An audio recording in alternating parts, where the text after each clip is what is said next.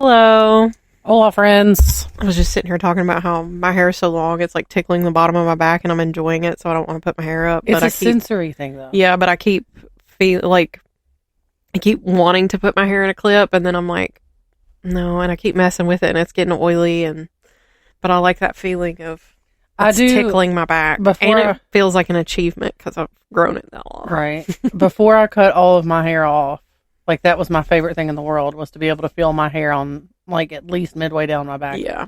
But it was like, it's a sensory thing. Mm. It just feels good. Yeah. It's just a light tickle. How do I do it? When you're topless in certain situations and your hair's on your back like that, and you know, you're already sensitive to all the touches, it's another level. Yeah. I always wanted to grow my hair long enough to be able to cover my boobies like Alanis Morissette in that video. I get it. That was my goal as a child. I wouldn't have made that. I saw that as a child. I saw that as a child and was like, goals. And I'm only now achieving it. It's just now past my nipples. And they're not where they used to be.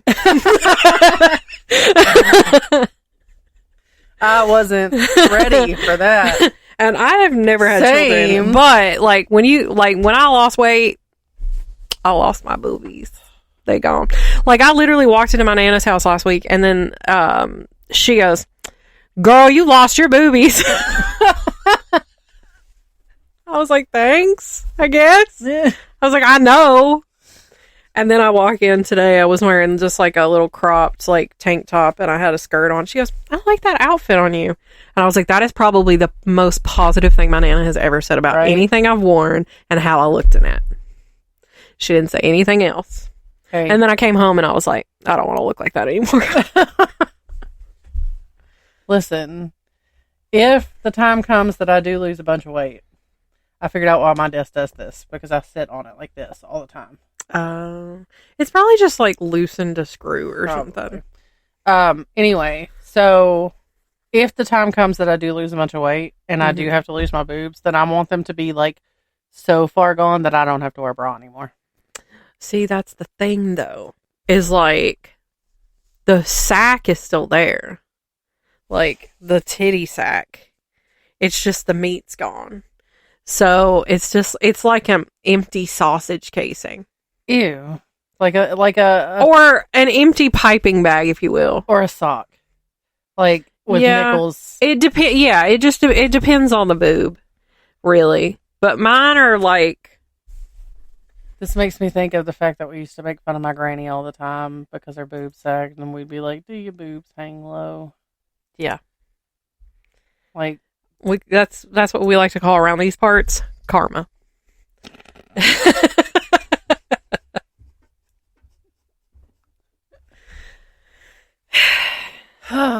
Anyway, so we're talking about, and I may have a drink to kick in about 10 minutes from now. It's it's Delta 9, so that's legal here in Tennessee. And I had it was left over from the retreat, and I was like, dibs, because somebody was like, "Anybody want these?" And I was like, "I'll take them." And I've been saving them. And this one, it's only 10 milligrams, so it's not a lot. I'm not going to get white girl wasted, but there's no alcohol. No, there's no alcohol in it. Just to make that clear. Also, at some point in this, we may, in real time... And the ingredients list is very short, which is very good. I like that. We may try in real time some chocolate, a different brand of chocolate that neither one of us have tried. It's just regular chocolate, but it doesn't have any drugs in it. No, there's no drugs in it. It's called, I think the brand is Who or something. Or just HU. Get Back to Human. So it's a nut butter, cashew butter, pure vanilla bean dark chocolate, but it's got no sugar alcohols. Yeah. It's all natural ingredient type deal. Yeah. Natural sweeteners. Because them sugar alcohols is what gets you. Yeah. So we'll let you know if it's good. Yeah. Here before too long. We just got through eating dinner. Brittany made a delicious chicken pot pie. It's pretty good. I'd been craving it for a minute, so I asked her to make it tonight. And I said yes. And it was great.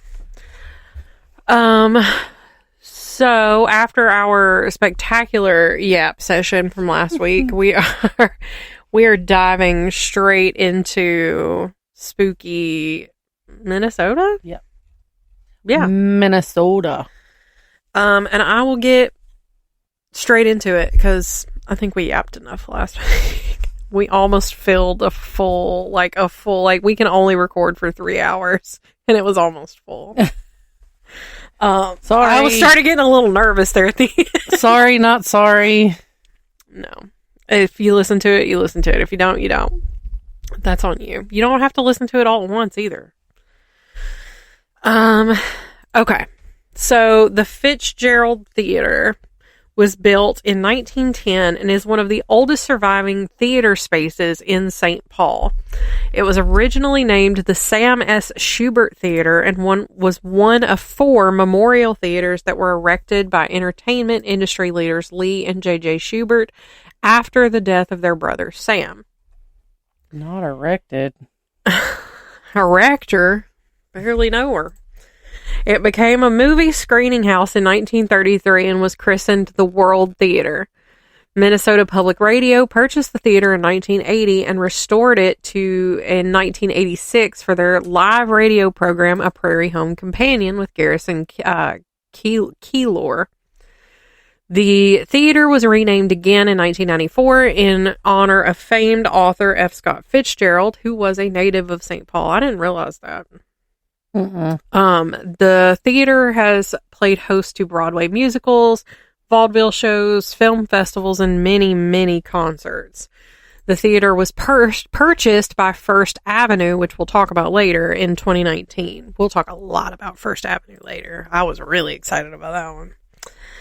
When the building was renovated in 1985, a false ceiling was removed, which revealed a second balcony. This was hidden. This hidden balcony was a note. I cannot read.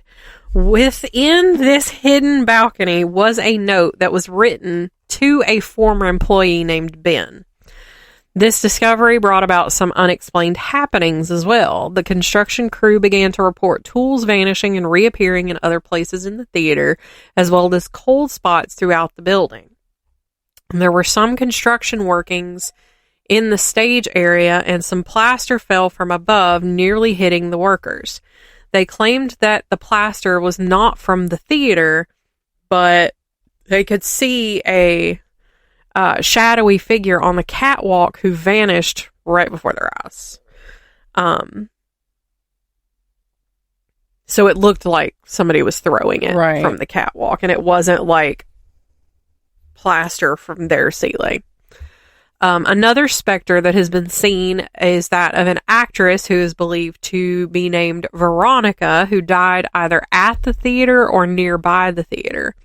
And the staff say that she can be heard singing and her voice will fill the auditorium. That's fantastic. Yeah. Despite her career being cut short, she makes sure that her voice is heard. Theater staff and patrons have all vouched for paranormal presences at the theater, but there has not been any confirmation by paranormal experts. Staff describe Ben as being an annoyance that they would gladly hand over to another theater to haunt. They mention that Veronica loves the acoustics of the Grand Theater and will often test her vocals. And y'all know I love to go in the comments on some of these forums and pages where I find all these ghost stories and really weave together. Because usually I'll use at least 2 to 3 different sources about the same place and weave the whole story together. And on a lot of these forums, there are comments. And so on MinnesotaHauntedHouses.com, one said, "I'm a believer now." That was the title of it. "I was sent to put new flooring on the steps at the Fitzgerald Theater. I'm not a huge believer of ghosts, nor do I scare easily. So I was sent to the basement to lay out the carpet to be cut and sized for the steps. The only place that was wide open enough to roll out a 20-foot by 12-foot roll. I had a someone's watching me feeling the whole time I was down there. truly an uneasy feeling, to the point where I sped up more to get out of there. So this is what freaked me out. I used certain tools to cut straight lines in the carpet. All my years, I would cut the piece I needed and leave the tool where I last used it on the floor. The end of the carpet is where I always leave it. When I came back downstairs to cut the next piece, my cutting tools were moved to the beginning of the carpet and set in such a fashion as if someone was setting the dinner table, perfectly square and straight. Never done that in all of my career, and I was alone there the entire time. Needless to say, careful on those last top steps. Not sure how many staples are in those steps. I've never worked so fast. I get it. I wish I had another paper towel. You want me to run and get one? I got you. You want a paper towel, toilet paper? What do you need? Paper towel will be fine. I just need to blow too. I just need to blow my nose. I can feel it like gathering in my throat. It's going to make me gag soon. I'll read the next one though. So the next one is entitled Black Shadow. I lived at the Fitzgerald condos, which has a shared wall to the theater. I could feel being watched. One night I woke up to a black shadow standing over me, but I couldn't move. This person woke up to a black shadow standing over them. They live in the condos. Thank you. The condos next to the theater. This was one of the scariest experiences of my life. I was afraid of going to sleep. Also, some of my stuff would go missing and reappear days later, including car keys. I'm hesitant to recommend living here, but if you want to check out the theater, it's probably safe. So the condos share a wall with the theater. And then the last one, people reporting EMF hallucinations here. I almost didn't include this one just because it seemed a little like out there, but people report EMF hallucinations here, including visual hallucinations of human form and audio hallucinations of people conversing. I don't like that they're calling it hallucinations. Right. These apparently occur when an object, organism, structure, or landform is surrounded by EMF emanating from a nearby source. That's something that like Ghost Hunters focuses on, is like what in this place is putting off, like is there anything in here that's putting off a high EMF field that would cause this kind of stuff? Right. In modern days, if someone actually hallucinates a human form like a ghost, it is probably someone located next to communications equipment in the area, alive and well. Sometimes it is possible to hallucinate the first-person perspective of someone carrying a radio on their person, such as someone operating a moving vehicle or walking down the street. If this happens frequently here, you should be able to discern human voices mutated and blended with near and distant environmental noise. Sounds like faint cartoon voice choir. So that doesn't make any sense to me, just for the simple fact of you're telling me that if there is a high, for lack of better terms, radio presence in that area, that like I can see a person who's walking down the street in front of the building with a radio in their pocket. Right, like I can hallucinate them. That's not... Yeah, it really doesn't... It does not track. No. But it sounded a little woo-woo, so I threw it on there. Wow. It sounded like somebody who's trying to rationalize woo-woo. Like, right. Like the spirit, the supernatural. Okay, so I'm gonna read y'all the state laws that I found. There were some that I did find, but then like when I did some digging into it, because I did try and do some digging on these, that they in fact weren't really a thing, that it was just a rumor or maybe like just a stupid little rule at some point or another.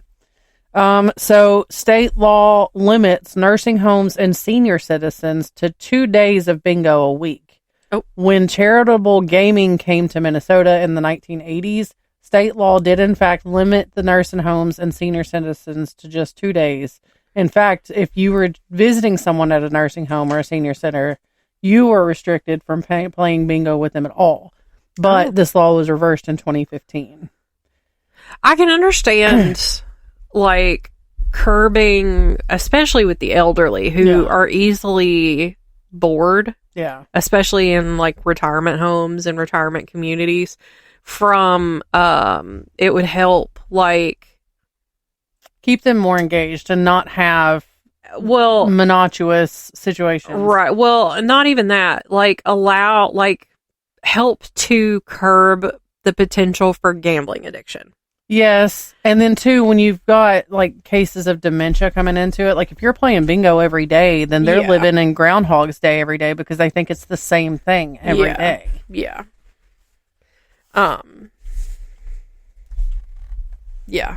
Okay. So don't stand in a roadway if you're looking for business or a ride.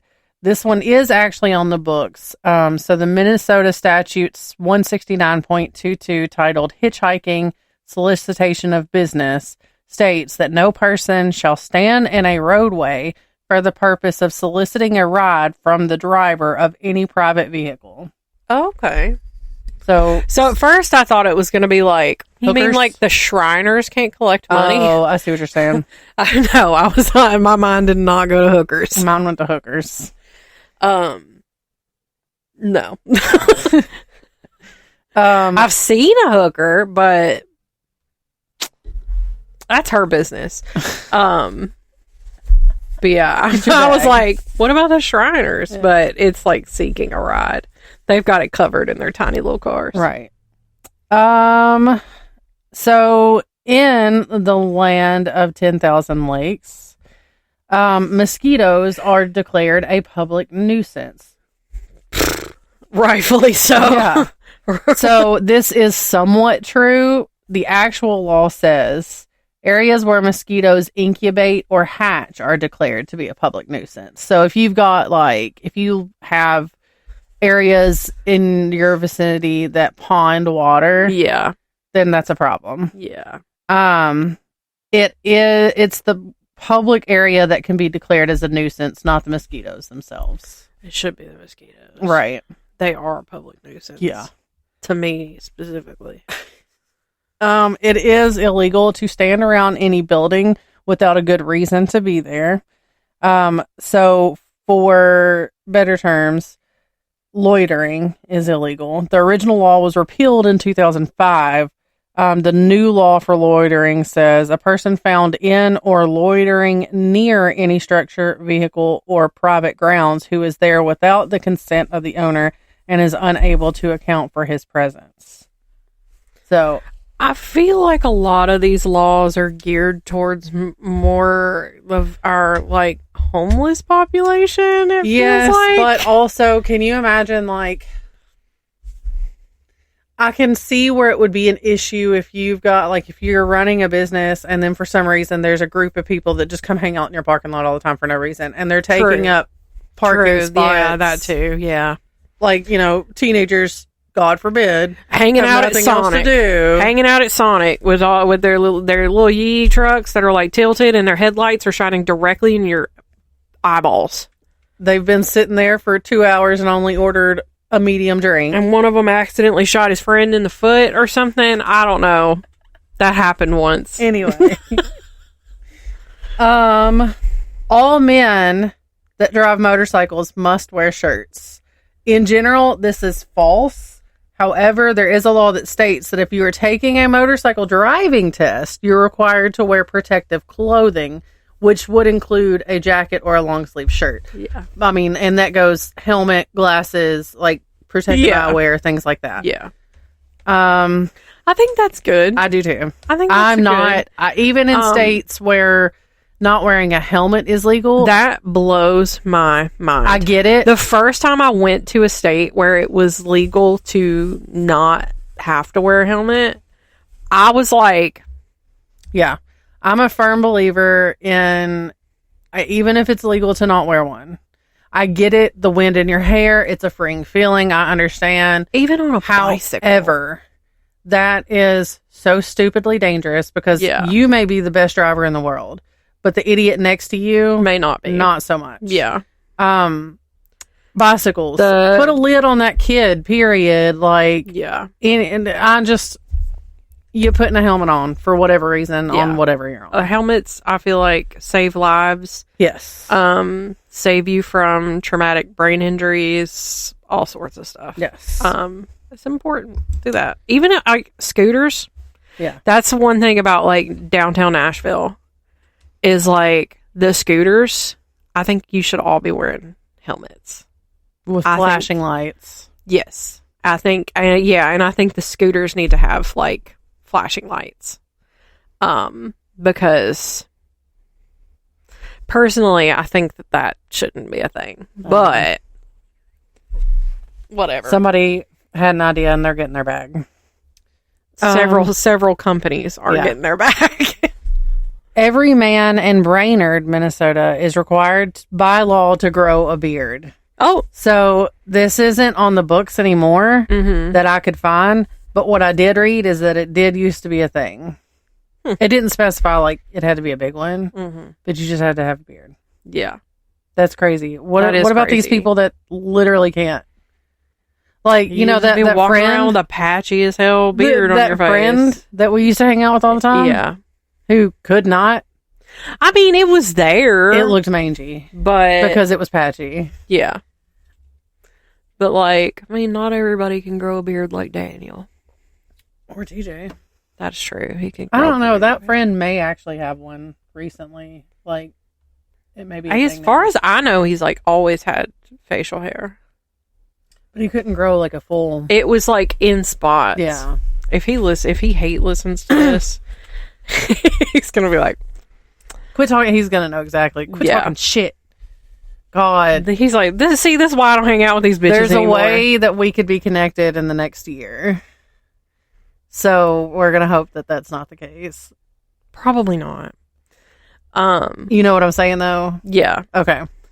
Anyway, so it shall be the duty of any policeman or any other officer to enforce the provisions of this section, and if any cat is found running at large or which is found in any street, alley, or public place, it shall be the duty of any policeman or other officer in the city to kill such cats. So stray cats are gonna get... Oh my God. It's illegal to allow animals to sleep in a bakery. I mean, I get it. Yeah. I get it. This one made me giggle. Oh. It's illegal to tease skunks. Who's doing that? Right. No person may be charged with or convicted of the offense of drunkenness or public drunkenness. So this one is actually true. As of 2010, Minnesota statute number 340A.902, titled Drunkenness Not a Crime, states that no person may be charged with or convicted of the offense of drunkenness or public drunkenness. I think that's okay. I think unless they're like doing something dangerous, like operating a vehicle or even a scooter. Can you imagine if public drunkenness was enforced in downtown?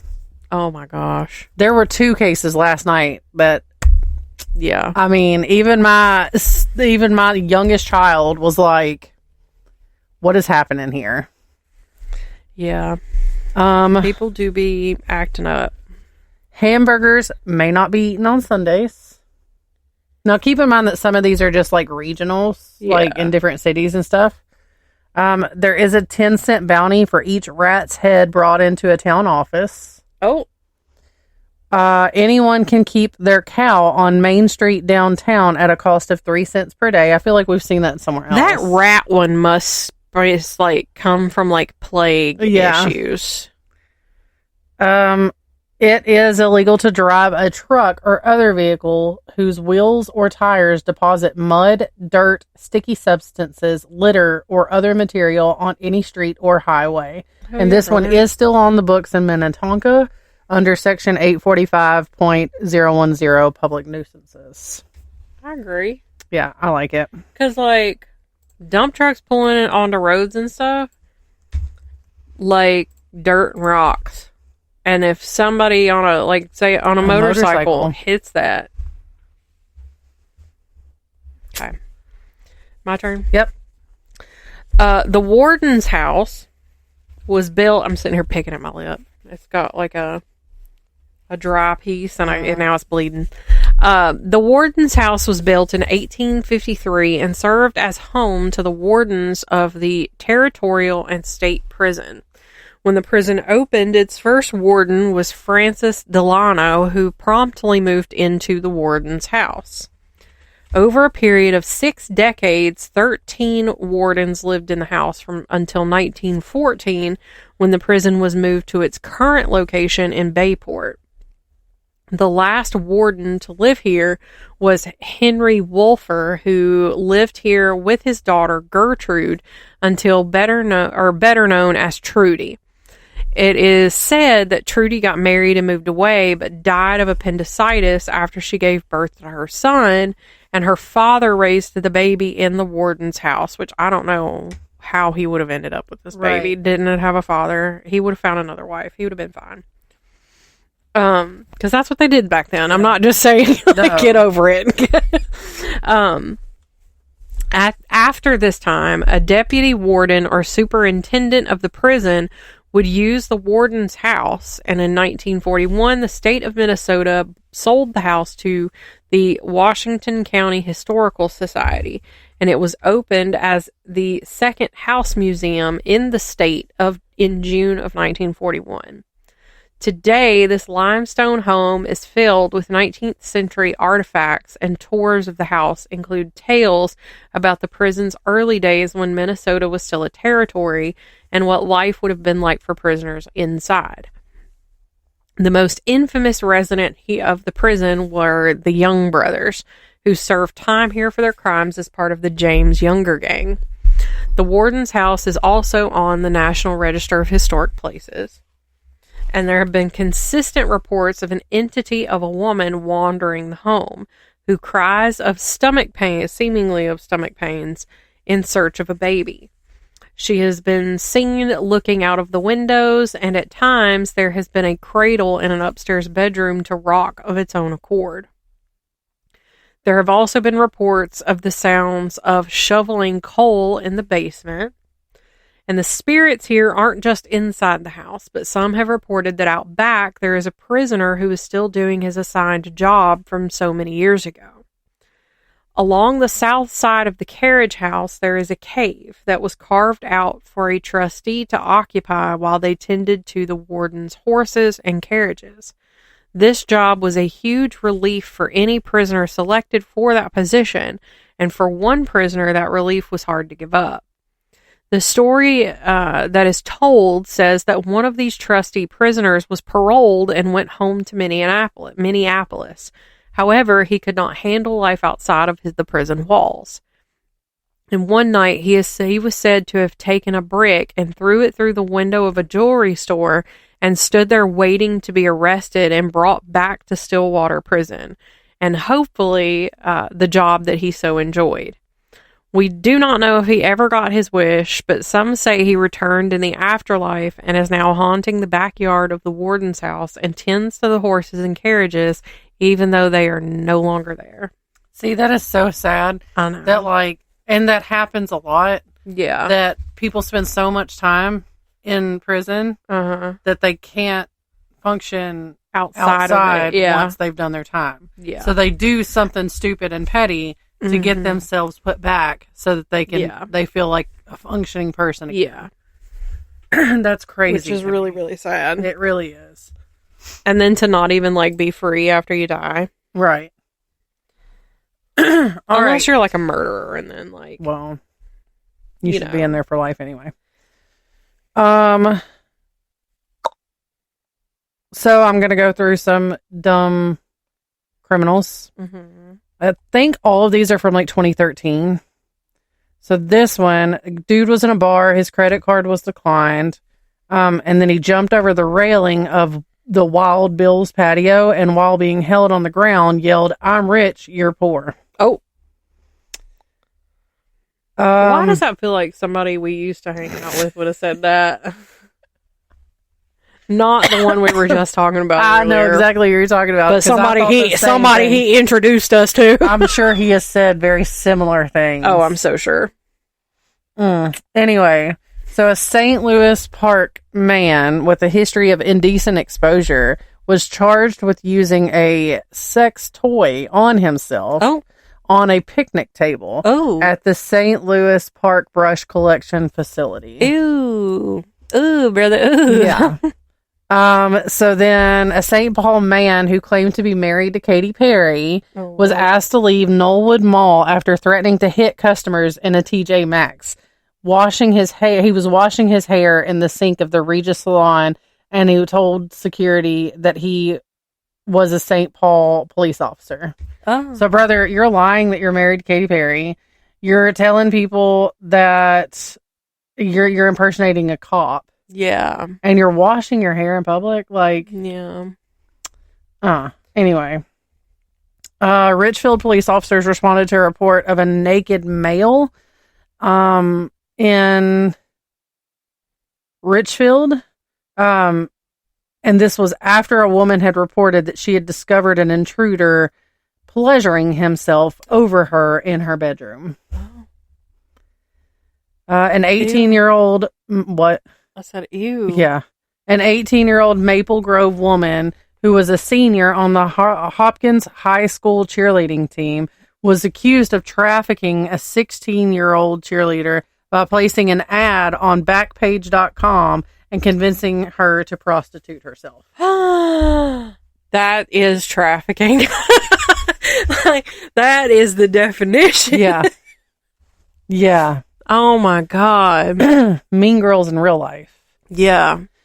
A 19-year-old from Maple Grove has to pay the price for supplying heroin to another Maple Grove teen who OD'd and died. So this was in 2013. Mm-hmm.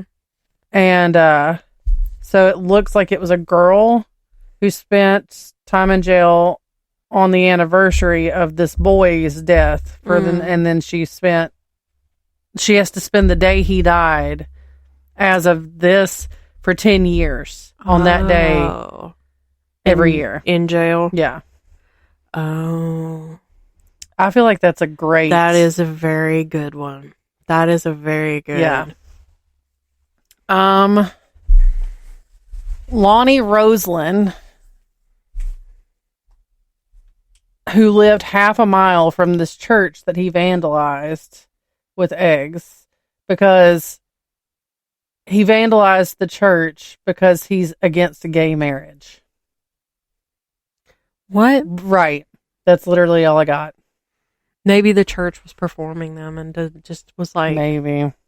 We welcome all here. Y'all means all. Right. There was a 20-year-old that pleaded guilty to groping women in a parking lot. Oh,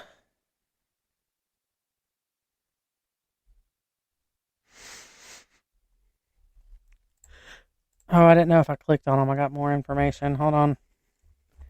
It's not there anymore. Oh. Dang.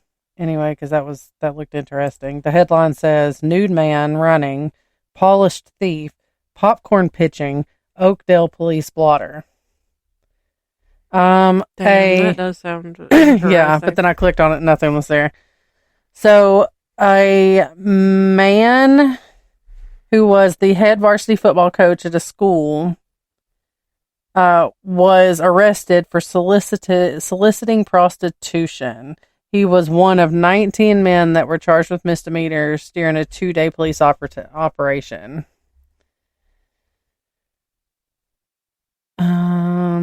So this man was accused of burglary, and then when the police got to his house, he answered the door naked and said, "I've been waiting for you." Oh.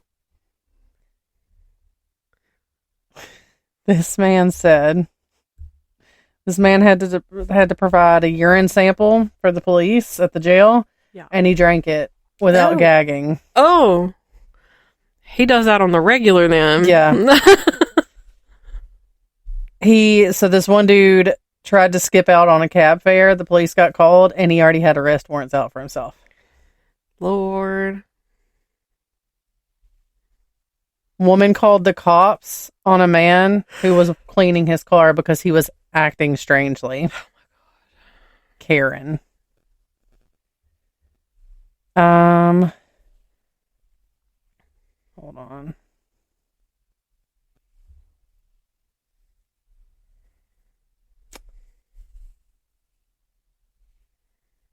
So this man went into this grocery store apparently and ate $50 worth of cookies and then tried to leave without paying. Oh. And he told the cops that he's been battling an eating disorder for about a year that causes him to binge and purge, and that's the reason for consuming large quantities of bakery goods in the store.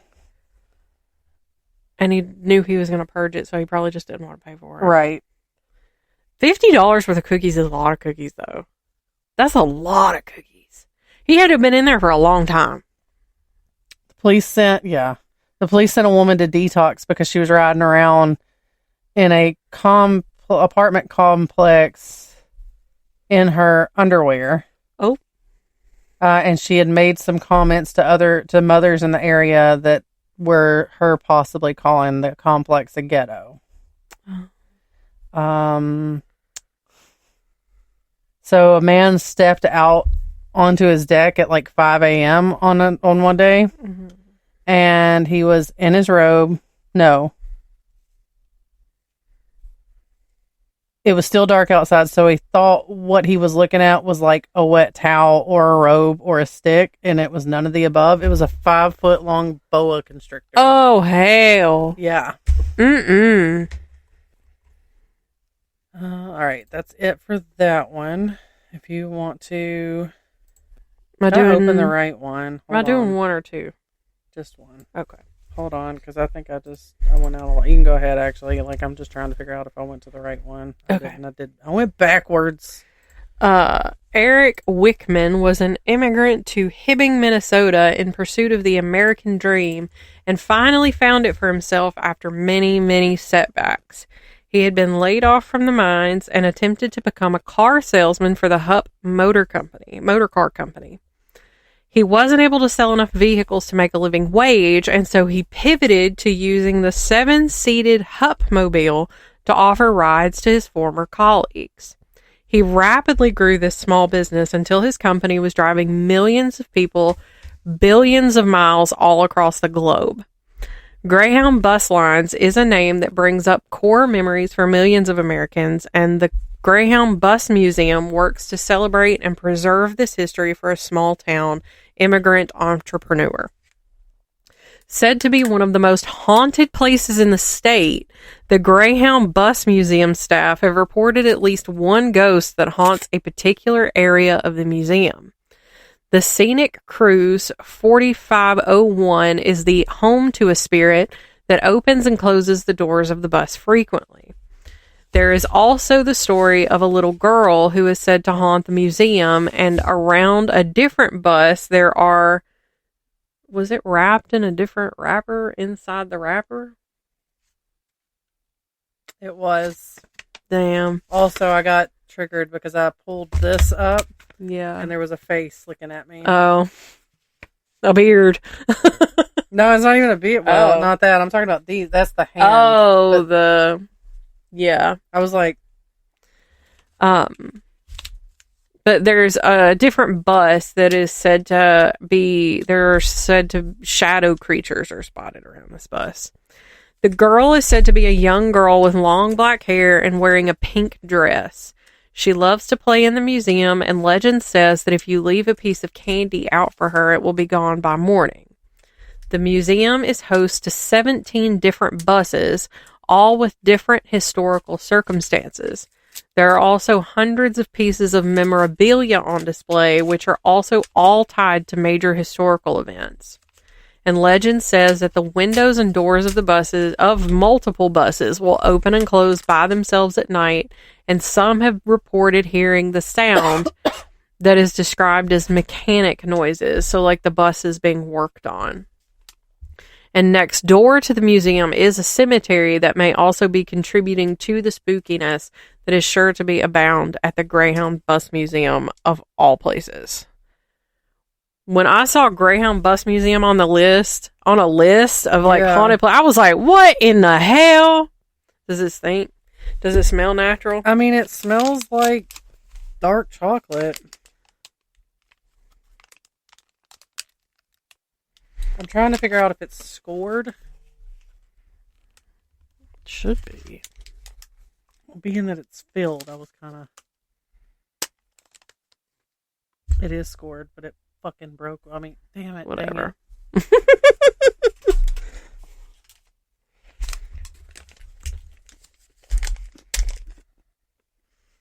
Oh, I do have a...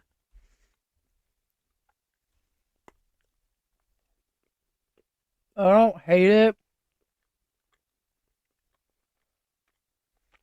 but I don't like it. Oh, that dark chocolate is bitter, though. Which I know that dark chocolate is.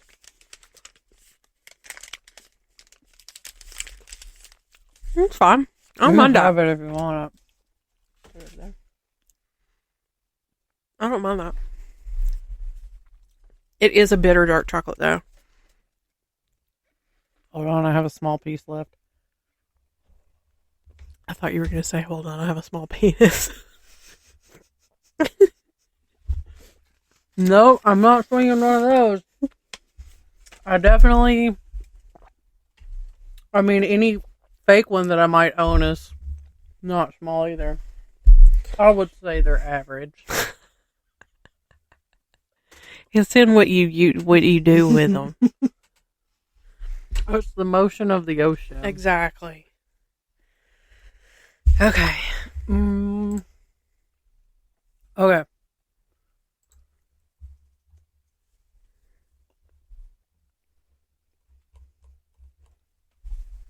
Hold on, my computer's freaking out. Freaking out, man. What is happening? I was just there. I was going to say, my next one is my long story, so... I was just on this thing, and they're okay. And it just keeps, like, it loads, and then it goes away.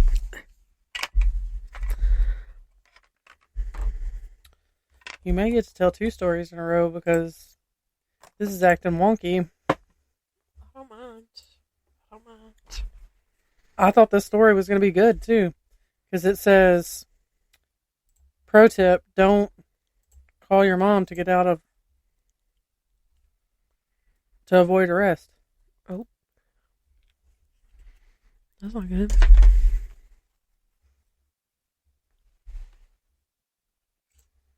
my crown back on. The drink's kicking in. Yeah. Not a lot. It's like a nice little buzz. I like it. Okay, this one's stuck. Okay, so this one. So basically, this one in, I don't even know how to go, Chisago County. Somebody from there is like, oh my God. Listen, we were just recently made aware that we can't pronounce shit, especially when it comes to Hawaiian things. We've been new. I knew like one thing minimal about this podcast, Hawaiian. I knew one thing about like minimal Hawaiian pronunciations just because Betty lived there. And, but I didn't live there. So one thing about this podcast is we're going to mispronounce things, and we don't mean it disrespectfully. No, we don't. I got to eat something else to get this out of my mouth. We're going to try. And usually we'll look up, like, on Google the pronunciation. And even then, that sometimes leads us awry. So. So this county sheriff's office posted, on social media, a thing that says, summer has arrived. This says about 2 years ago. Summer has arrived. Unfortunately, this past week has also resulted in 3 vehicle pursuits with people attempting to evade traffic stops. On Friday, one of our deputies attempted to stop a vehicle for suspicion of DWI, which led to a pursuit, which resulted in the driver at one point striking a squad car. The pursuit ended near the driver's home, and the suspect was arrested for DWI and fleeing in a motor vehicle. And then it goes on to tell more about the other ones. That's crazy. Which, hold on. Then it says... You knew you broke the law. Just stop. Right. And then it says, on a different day, a deputy attempted to stop a vehicle for equipment violations, which led to a pursuit. Multiple agencies were able to successfully deploy stop sticks, causing the vehicle to come to a stop. The driver was found to have multiple warrants that included a felony stolen property warrant out of the previously mentioned county. And then on another one, they tried to initiate a traffic stop on a sport bike that wasn't displaying a license plate. The driver accelerated onto the freeway and got up to speeds of 140 miles an hour. The driver exited the freeway, and then he was eventually boxed in with the assistance of other police officers. And then the driver attempted to flee on foot and then fought briefly with arresting officers. He was arrested on multiple charges. Damn. People are stupid. Yeah. Listen, it was literally just your license plate was covered. Yeah. If you had just taken it, it was a small fine. That's crazy. Now, let's see if this will go back. This website doesn't like me. Does it work anymore? It acts like it wants to.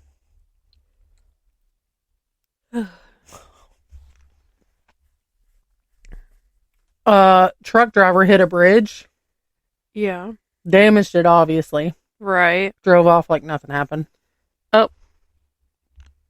Speaking of truck drivers, have you seen children all of a sudden at any car that drives by doing the arm thing to get them to honk? No. There was like a gaggle of kids outside of work across the street. And like one of our customers was like, yeah, I saw a bunch of kids doing that the other day at just like cars. And I was like, we always do that at like semis, at 18-wheelers. I try to get my kids to do it because like it really does make truck drivers smile. It makes them happy. Yeah. But like they were doing it like Altimas. Hell yeah, brother. You're just trying, and which it would make me smile if I'm driving down the road and some little kid's doing it at me trying to get me to blow my horn. Yeah. You know? But I was like, it's the gesture of it that's like important though. Because like that's how you, I was like, you don't do that in a Nissan. But if you're looking at a Nissan and you're doing like this. Yeah, I guess so. I don't know. That's the universal sign for it now. Yeah. Like everybody knows what that means. Yeah, we were just confused. Maybe we were elderly. I don't know. But I was confused as to why they were doing it at regular cars. Or geriatric. Yeah. Anyway, you can go on with your next story because that website's not working. Okay. My next one's quite long. And I You have one more after this, right? Yeah. And I said, this is a history heavy story. So please either be patient or fast forward the next like 10 to 15 minutes because I found this story interesting and and will therefore be telling it in full mostly.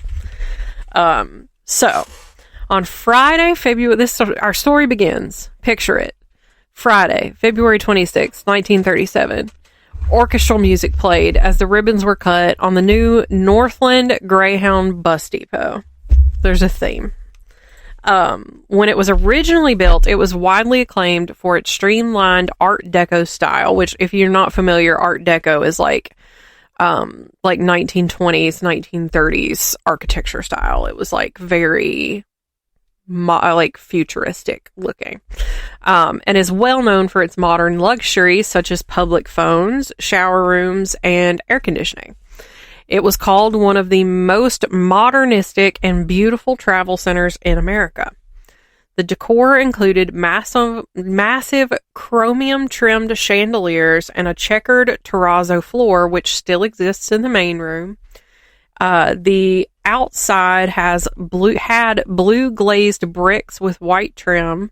I have some pictures in my document, but I can't see them because I've got an old version on this laptop.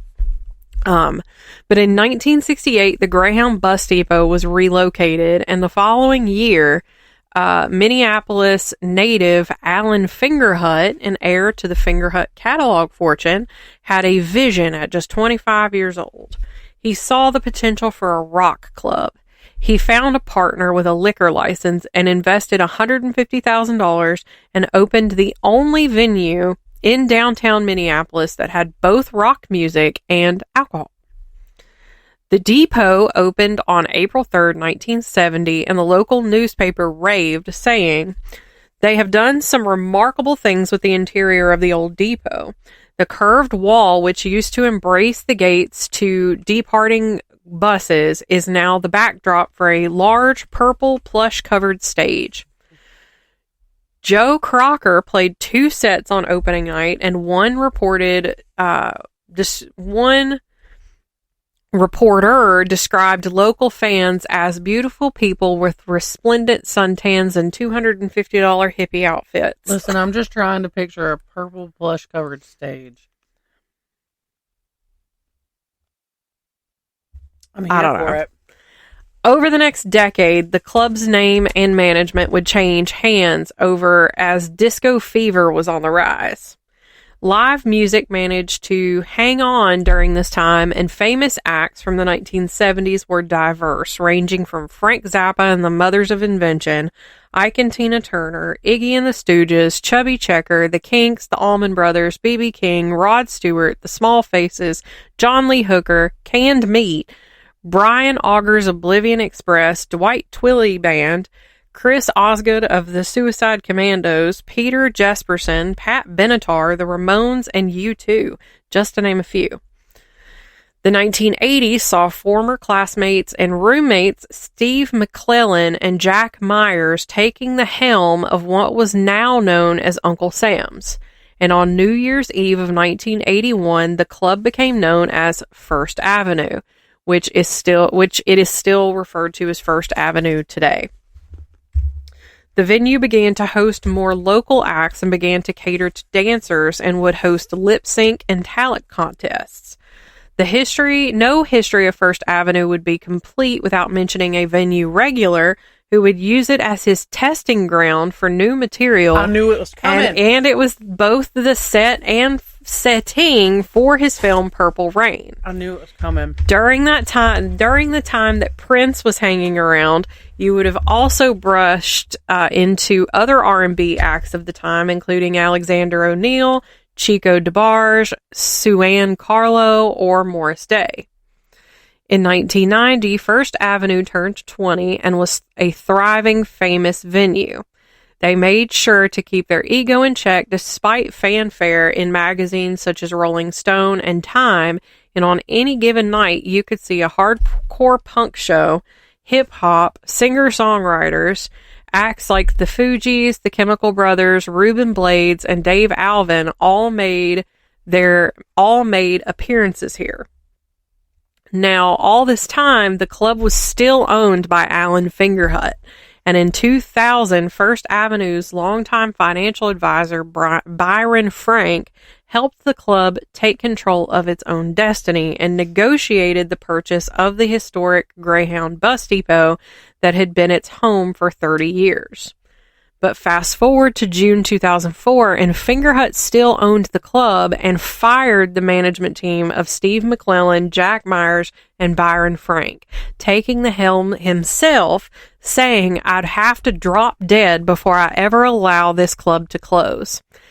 And on just a few months later, on November 2nd, 2004, Fingerhut closed the club and filed for bankruptcy. Oh. Then Mayor R.T. Ryback and the entire city of Minneapolis were pissed, and calls of support came in from all around the world. With the mayor's help, McClellan, Myers, and Frank purchased First Avenue's assets from bankruptcy court and reopened the club less than 2 weeks after Fingerhut closed it. Mayor Ryback had promised to do a stage dive at the first show after reopening, but ended up not doing that when he learned that the show would feature metal band Gwar.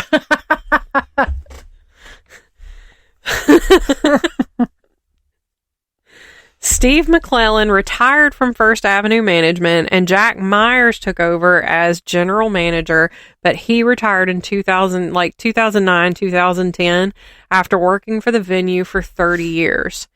First Avenue has expanded into other ventures beginning in the 2010s that include a bar, a restaurant, and they have purchased other theaters in the area, including the previously named Fitzgerald Theater. Just ahead of the venue's 50th anniversary, the iconic venue had to temporarily close in March of 2020. Any guesses why? Right. During the pandemic, First Avenue shifted gears since being open to the public was not an option. They broadcast their 50th anniversary special. They hosted and promoted various live streams, shared community organizing and fundraising opportunities for local artists, and created fun merch, which included limited edition vans, and they hosted vaccination clinics. And contrary to popular belief, nothing is more punk rock than doing all of the things necessary to help their community in times of need. This was a trying time for live music and entertainment, and Dana Frank, this is the first time that name was mentioned, and I'm assuming that this person is of relation to Byron Frank somehow. Maybe his wife, daughter, I don't know. But she organized a group of independent venues and promoters across the country to take action. The National Independent Venue Association, or NIVA for short, was founded in March of 2020 as the initial weeks of a potential global pandemic threatened the closure of many venues and threatened the future of independent venues, promoters, festivals, and performing arts centers. The efforts of this organization saw the introduction of the Save Our Stages Act, which became the Shuttered Venue Operators Grant and resulted in a $16.25 billion in relief for the independent live entertainment sectors, which is the largest arts investment in U.S. history.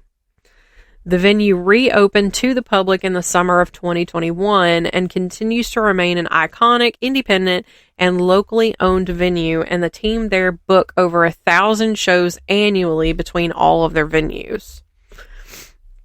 One of the most famous ghost stories from First Avenue is that of a woman who is waiting at the bus depot for her husband to come back from World War II. It is said that she learned that he died in combat and was distraught and went to the women's restroom and hung herself. Oh. She has allegedly been spotted in the ladies' stall of the bathroom and has even been spotted dancing in the main room in a green army jacket. But when she has been seen dancing, she doesn't have any legs. Oh. Others have reported seeing the woman wearing green army fatigues and bell-bottoms, which were popular in the late 60s and early 70s during the Vietnam War era. Why does it always have to be a woman who is so distraught over a man that has died or done her wrong that there is no solution but to end her life?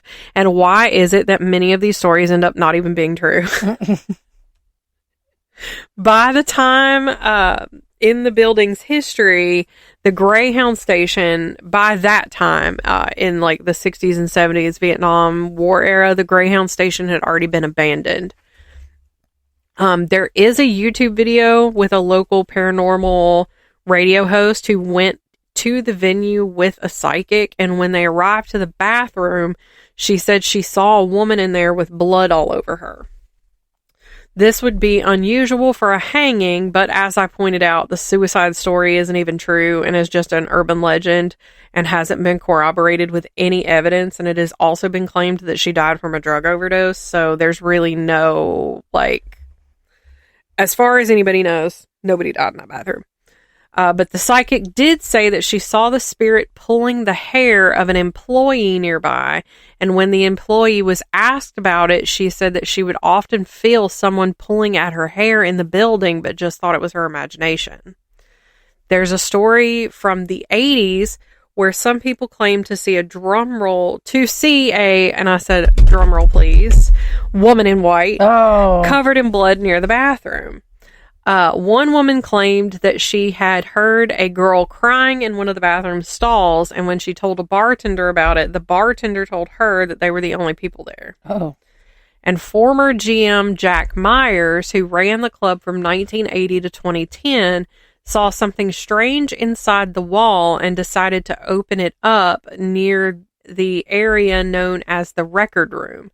He found 12 feet of empty space and was quoted as saying, "And there was only one thing in there, a big booth, like a pew, like a church pew.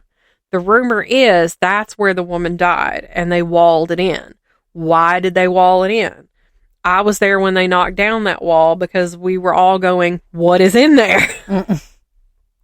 In previous decades, DJs playing records in the record room would talk about how the record player arm would sometimes start to bounce around the album for no apparent reason, and sometimes DJs using a more digital setup have heard moans and groans in their headphones that were definitely not part of the music. Ew. The land where the building stands is also said to have been host to a slaughterhouse, because it's almost always a slaughterhouse, before the bus depot was built, and people have reported hearing the screams of spirits of animals being killed in the basement. But there hasn't been any evidence to support the claim of a slaughterhouse ever even being there. And there isn't just the spirit of the woman in the bathroom, but there is also Flippy. And Flippy likes to make the sound of bar stools being placed on tables. Employees have also reported seeing strange people after hours who were loitering around while they were closing for the night. But when approached, they would vanish into thin air. Ew. Yeah. So, history heavy. Like I said in the last episode, music, it's a special interest. Right. I'm obsessed. And I think that's clear with First Avenue. All right, so my last section, I had a great idea, and I thought that I would look up different inventions or innovations that came from Minnesota. Yeah. So the first one that I found is the Great Northern Railroad. So James J. Hill turned St. Paul into the upper Midwest rail hub by building the northernmost transcontinental railroad route in the U.S. from Minnesota to Puget Sound. It was the only completed transcontinental that was financed completely from private funds. And that was largely in, what's the word I'm looking for? Largely in part because, the land it acquired in North Dakota and Montana, it was sold mostly to immigrant farmers. Oh, yeah. Then that was in 1879. So then in 1885, the furnace thermostat was invented. He invented the damper flapper. Yeah. And then in 1899 was the concrete grain elevator. Because like train storage structures that were built of wood had a problem with burning. So then they started working with concrete. Yeah.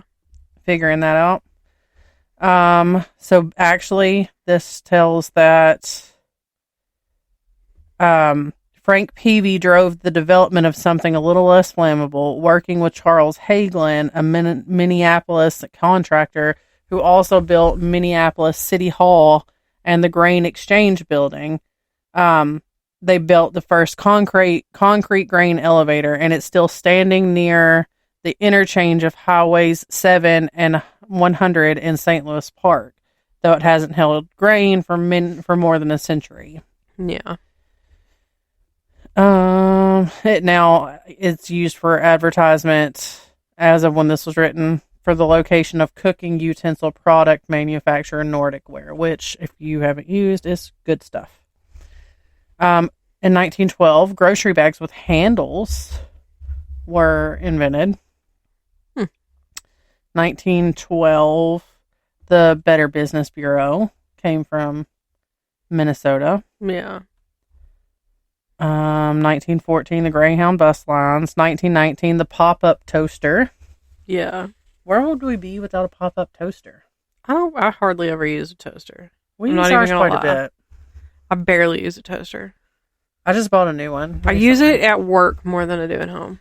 I make toast quite a bit at the house because it's a quick, easy breakfast. But like, I just bought a new one and it's teal and it's what's that girl? What's Pioneer Woman? Oh yeah. In 1922, the water skis were invented. 18-year-old Ralph Samuelson affixed 2 8-foot-long pine boards to his feet and grabbed a hold of a rope connected to a power boat, and there we were. Yeah. 1923, the Milky Way candy bar. I do love Milky Way. I do not. I do. And that's just a recent realization for me. Oh, that was something I didn't even mention. One of the girls came from Canada and brought a bunch of Canadian snacks. I want y'all to know she's still sitting over here wearing this crown. Hold on. My computer screen just turned black. Are we still recording? I don't know. My screen is black. Did your computer die? I have no idea. Well, it's still getting power because our mics are still on. It's still on, but the screen is black. There we go. Yes, we are still recording. I have no idea what happened. But anyway. They got to hear the panic. Jordan brought snacks, Canadian snacks. She brought Kraft dinner, which is just Kraft mac and cheese. It's better. I put Emily's barbecue sauce on it, and it's chef's kiss. Anyway, she brought Twix, and it's made me obsessed with Twix.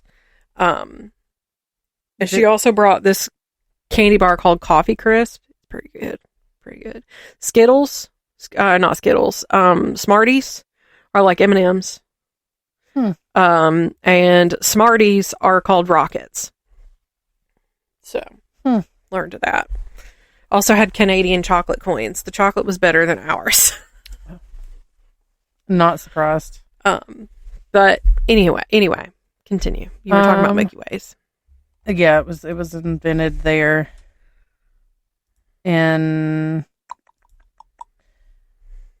Frank C. Mars, who was from Hancock, Minnesota, founded the Marrow Bar Candy Company in Minneapolis in 1920, and then 3 years later introduced the Milky Way. Nice. 1925 masking tape. The company was originally known as Minnesota Mining and Manufacturing. They moved away from all of that and started developing new products ever since. Now they're called 3M. Oh. And then in 1926, closed cabin commercial airplanes. Where would we be without it? I mean, I'd still be here. Well, I'd be fine. So this says Northwest Airways was the first U.S. airline to offer a closed cabin aircraft. It was a 3-passenger Stinson Detroiter. Northwest, which was founded that same year, had its headquarters in Detroit at the time, but it flew only between the Twin Cities and Chicago at first, primarily as an airmail carrier. In 1929, a group of Twin Cities business people acquired Northwest and moved its headquarters to Minnesota, operating out of St. Paul, and Delta Airlines was acquired Northwest in 2008. In 1938, the freight cooling system was invented. Mm-hmm. In 1940, mass spectrometer for uranium-235. 1942, the electronic autopilot. So it says Honeywell was involved in defense work during World War II, like many other U.S. companies. It was then called the Minneapolis Honeywell Regulator Company. Did you hear that? This is the door. Back door. Oh, okay.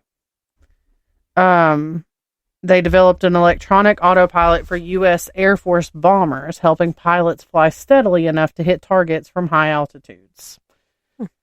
In 1943, Minnesota Multiphasic Personality Inventory, or MMPI. Minnesota's reputation as healthcare innovator isn't restricted to physical health. It was developed under the auspices, is that how you say that? I believe so. Of the University of Minnesota. The MMPI is the world's most widely used standardized personality and psychology test. It's used to not only help psychologists to make diagnosis, but also to aid employers in screening job candidates. Mm-hmm. It's a set of 567 true or false questions, in case you didn't know. There's also a shorter version. Yeah, I think it's the shorter one, I think, is the MMSE. But the test is graded using numerous scales to assess anxiety levels, propensity for addiction, tendency toward extroversion or introversion, and many other psychological characteristics. 1947, the magnetic recording tape was made. It's been around for years, but 3M, again, made it useful. Until then, it was magnetic recording used unwieldy and limited media, such as wire and steel tape. 3M developed a strong but flexible plastic tape material as a recording medium. Singer Bing Crosby used 3M tape to record his radio show in 1948, and the invention became the basis of the commercial and consumer tape recording business. In 1996, 3M's tape business became part of a spin-off company, Imation, which still produces magnetic tape. 1947, I thought this was cool, Tonka trucks. It makes sense, though, Tonka. Yeah. And then in 1947, where would we be without this? Packaged cake mix. True. I'd have probably never ever made a cake. Right.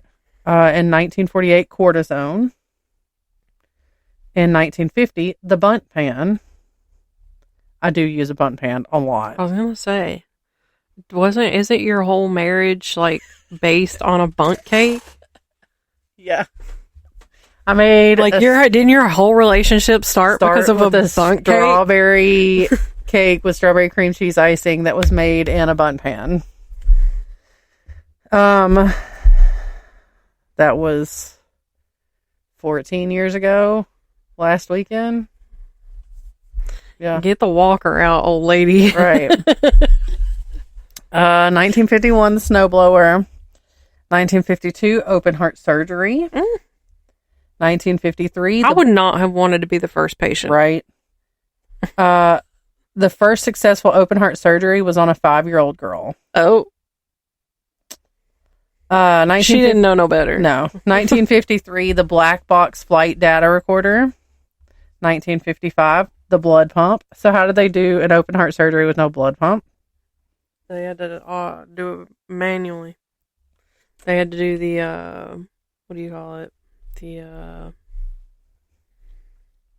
don't know. Continue. I can't remember it. 1955, the in-ear hearing aid. Also, same year, climate-controlled shopping centers. Thank God. Yeah. Like a mall? Yeah. Really sad what's happened to malls. Right. Yeah, that's basically what it's saying. 56, the recreational snowmobile. 57, the implantable pacemaker. Oh. A lot of hard things coming out of. 62, deep sea submarine. 63, the retractable seat belt. Save some space there in a vehicle. Yeah. Here's a fun one. 1964, Charlie Foley and Neil Rabins worked for St. Paul company called Reynolds Geyer Agency of Design, and they created a game called Pretzel. Some other sources do identify Rain Geyer, who is the son of agency founder Reynolds Geyer as the originator of the idea, which Foley and Rabins then developed. But the agency sold the idea to Milton Bradley, which was renamed. They renamed the game to, can you guess? Is it Twister? Yeah. I have to think about it. Here's another heart thing. 1966, the prosthetic heart valve. Oh my god. 66 through 68, they started doing organ transplants. How many people's dads are alive because Minnesota invented a bunch of heart things? 69, the Nerf I mean, ball. moms too, but it seems like it's mostly dads. 1969, the Nerf ball. 1977, the Nordic track. I hadn't thought about a Nordic track in forever. No. Frozen pizza in 1979. Oh, hell yeah, brother. 1980 was the rollerblades. 81 was satellite TV broadcasting. 84 was microwave popcorn. Thank you. 1987, the sleep number bed. Yeah. This one, 1991, keeping marriages together since 1991. The Breathe Right nasal strips. Oh. It's helped mine a little bit. Oh, I don't know that we should celebrate this one. Zubaz, the loose pants that had like animal print, stripy print. Ones that like pro wrestlers or weightlifters. Oh, yeah. That was in 1991. Microwavable French fries in 92. I mean, that's okay, I guess. Minute clinics in 2000. A fast anthrax test, because I remember when that was a thing. Yeah. In 2001. 2007, the tactical micro robot. And that's where it stops. So, Minnesota be coming through. Yeah. Look at you. People who talk weird and say things like, oh. Minnesota. But you know, is that where it is? Hold on. Is that where my friends are from? Maybe. Where's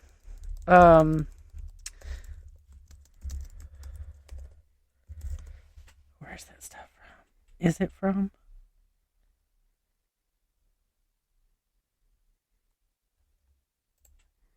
Oh, it's like a Midwest thing. Never mind.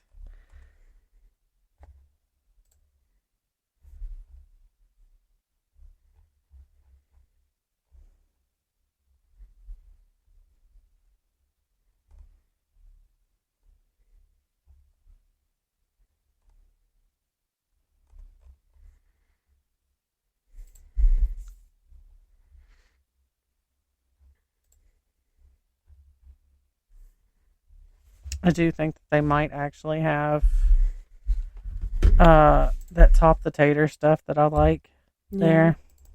Oh.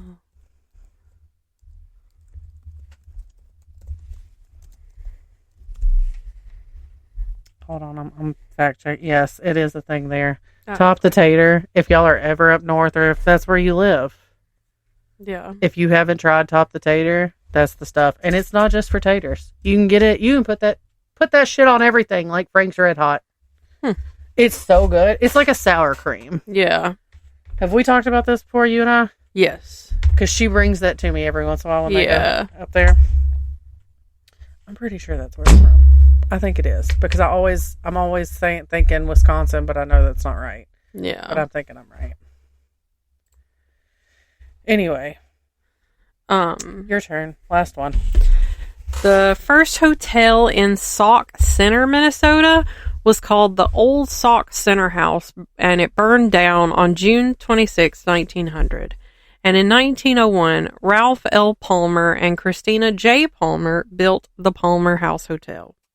The citizens of Sauk Center were delighted and spoke amongst themselves. Now at last, perhaps the town can have a first-class hotel. The Palmers lived in the hotel with their children, Hazel and Carlisle. Christina's mother and brother, George Brandner, worked for the hotel. Considered to be modern when it was opened, the Palmer House was the first building in Sauk Centre that had electricity. It didn't take long for the hotel to become the cornerstone of the downtown area, and it served as a gathering place for not only the now content locals, but also for salesmen who traveled by rail regularly who would use the hotel for business meetings and relaxation. Nobel Prize winner Sinclair Lewis referred to the hotel as the Mini Mashie House in his 1920 novel entitled Main Street. And the hotel underwent a major makeover in 1993, exposing the natural beauty of the hotel from top to bottom with respect to the ideas of Richard Palmer, but some of the comforts of society have been added. Originally, the hotel had 38 small guest rooms, with guests sharing a common necessary room down the hall, which I think that's a bathroom. There are now 19 rooms, each with its own bathroom, and some have jacuzzi tubs in them as well. The owner, employees, and guests have all reported being plagued by a strange, debilitating, and possibly demonic energy that owner Kelly Freese believes originates from the basement of the hotel. When the original hotel burned down, there were many lives lost in the blaze, so the activity in the basement shouldn't be all that surprising. There are many bizarre things that occur in the hotel, including the sounds of children playing in the upstairs hallway, drastic temperature changes, furniture being rearranged seemingly of its own accord, and items being thrown by an unseen force. On the opposite side of the hotel, a children's playroom is said to be responsible for some more juvenile haunts, and some blame Palmer's son Carlisle. A common complaint from guests is that while their stay was lovely, someone let their kids play loudly in the hallway all night. One of the staff members reported having a conversation with a woman who looked like Palmer's daughter Hazel, and the woman vanished before their eyes. A guest said, "You know that these walls are trying to talk to you when you sit here. I have seen a dark shadow that paces back and forth across the doorway in the basement." Also reported in the basement. Yeah. Also reported in the basement are flickering lights, and some researchers have consider one of the basement hallways to be the most haunted part of the hotel. No further context was added from my source. I don't know what happens in this hallway, but... Did you skip a whole sentence, or did I just not hear you say it? What? Talking about Raymond's room. Raymond's room? What are you talking about? Oh, I did skip that. Okay. One room of the hotel has been dubbed Raymond's room, and Raymond ran a top floor brothel a century ago here, and nowadays it is believed that he still haunts a room on the top floor. Sorry, I was like, did she say that? I was like, what are you talking about? I sure did. I skipped right over that sentence. Also reported in the basement are flickering lights. There is another room that has a snowman decoration that will dance for guests, even when it's not plugged in. Nope. In room 11, the air is always cold. And some guests complain that the AC unit is broken. And guests who stay in room 17 often report returning to their rooms after venturing out to find that the furniture has been rearranged. Nope. Those staying in the room below room 18 will complain of loud footsteps from above, and this most often occurs when the room above is vacant. The Palmer House is on the Register of National Historic Places and has celebrated 120 years of operation. The staff have said that they have learned to live with whatever entities may be there, and they don't anticipate they will be checking out anytime soon. Well. Period. Ah, period. Oh.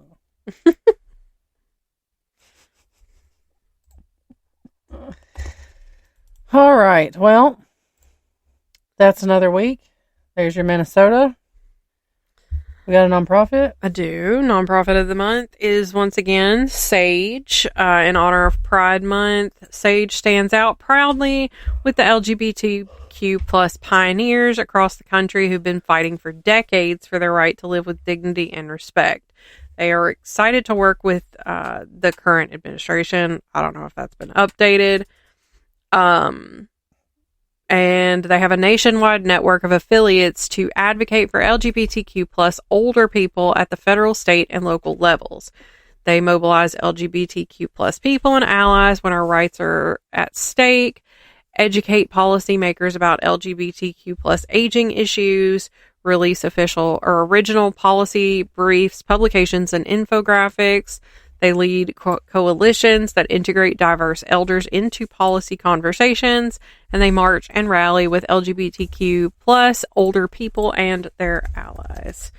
And if you want to donate, if you feel compelled to donate, a link to donate directly to that organization, to Sage, will be in the episode notes.